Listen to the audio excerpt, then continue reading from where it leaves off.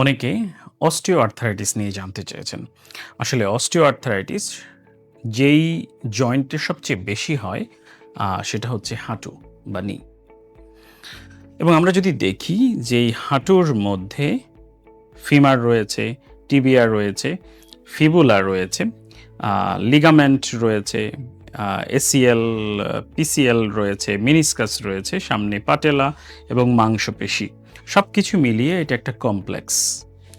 এবং যেটা হয় আমরা বয়সের সাথে সাথে ব্যবহার করছি, ঘষা খেতে, খেতে, খেতে বিভিন্ন জায়গায় ক্ষয় হয় এবং ক্ষয় যখন হয় শরীর এটাকে রিপেয়ার করতে চায়, ক্যালসিয়াম ডিপোজিট করে এবং ডিপোজিটগুলো উঁচু নিচু, অ্যাব্রো থ্যাব্রো যখন হয় তখন আমরা এটাকে বলতে থাকি যে এটা একটা অস্টিওআর্থ্রাইটিস ডেভেলপ করছে। অস্টিও মানে বোন গ্রোথ হয়ে উঁচু নিচু হয়ে গেছে।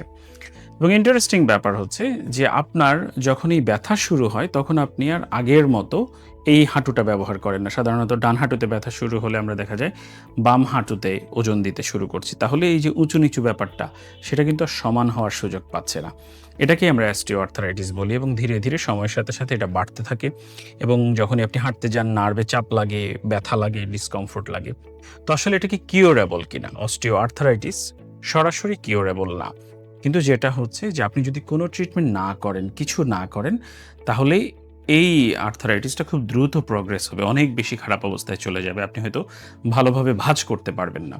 সো অস্টিওপ্যাথিক ট্রিটমেন্ট যদি আপনি করতে চান, এটার মেইন গোলটা হচ্ছে এই ব্যথাটা কমানো, এই জয়েন্টটাকে আরেকটু মোবিলাইজ করা এবং আপনার এই রোগের যে প্রোগ্রেশন সেটাকে স্লো ডাউন করা, যাতে আপনি অনেক বেশি খারাপ অবস্থায় চলে যেতে না পারেন। তো এটা একটা মেইনটেন্যান্সের ব্যাপার। প্রথম হয়তো আপনার ব্যথাটা কমে গেল, আপনার রেঞ্জ অফ মোশন ফিরে আসলো।